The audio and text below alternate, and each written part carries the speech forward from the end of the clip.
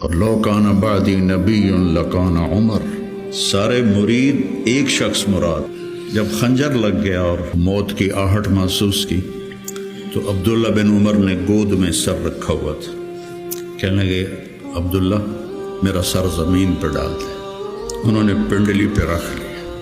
وے حق، سنتے نہیں ہو میں نے کیا کہا، مجھے زمین پہ ڈال دے۔ یہ کہنا شروع کیا ویل لک یا عمر ان لم یغفر لک ربک، یہ کہتے کہتے جان نکل گئی۔ حضرت صہیب رومی نے جنازہ پڑھایا، جنازہ اٹھایا گیا اور آ کر حضرت عائشہ کے دروازے پر رکھا گیا، اور عبداللہ بن عمر آگے بڑھے کہ اماں جان میرا باپ حاضر ہے، اندر آنے کی اجازت چاہتے۔